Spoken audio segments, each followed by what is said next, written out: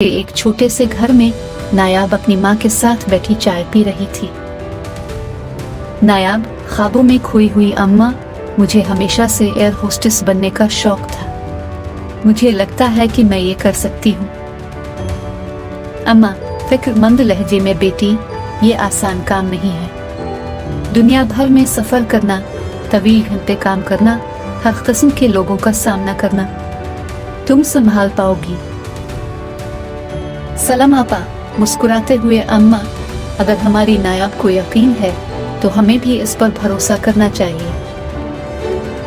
नायाब ने कई महीने मेहनत की, अंग्रेजी बोलचाल सीखी और आखिरकार एक मशहूर एयरलाइन में मुंतखब हो गई। नायाब की पहली परवाज कराची से दुबई के लिए थी।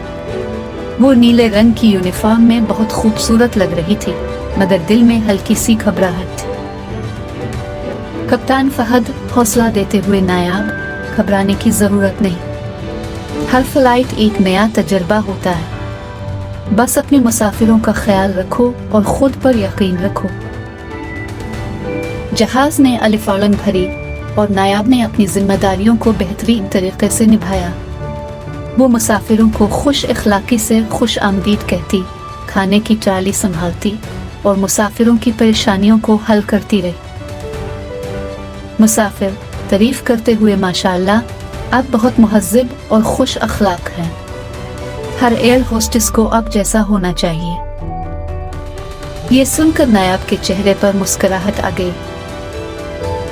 एक दिन एक परवाज के दौरान शदीद तूफान आ गया।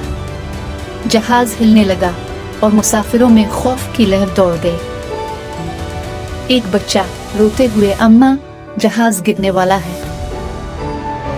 नायाब ने बच्चे को प्यार से अपनी बाहों में ले लिया। नायाब, प्यार से नहीं प्यारे, कुछ नहीं होगा, ये मामूल की बात है। मैं तुम्हें एक कहानी सुनाती हूँ।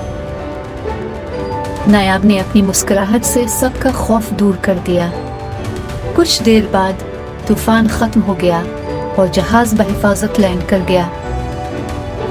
कई सालों की मेहनत के बाद नायाब एयरलाइन की बेहतरीन एयर होस्टेस के तौर पर जानी जाने लगी। एक दिन एयरलाइन के सीईओ ने इसे बेस्ट केबिन क्रू अवार्ड दिया। कप्तान फहद खुशी से, नायाब, तुमने न सिर्फ खुद को बल्कि हमारी एयरलाइन को भी फख्र दिलाया है। नायाब ने एक नज़र अपनी माँ और सलम आपा पर डाली, जो आंखों में खुशी के आंसू लिए खड़ी थी। अम्मा, मोहब्बत से बेटी, आज मुझे फख्र है कि तुमने अपने ख्वाब को हकीकत बना दिया। नायाब मुस्कुरा दी, क्योंकि उसे मालूम था कि असल कामयाबी वो होती है जो दूसरों को भी उम्मीद दे।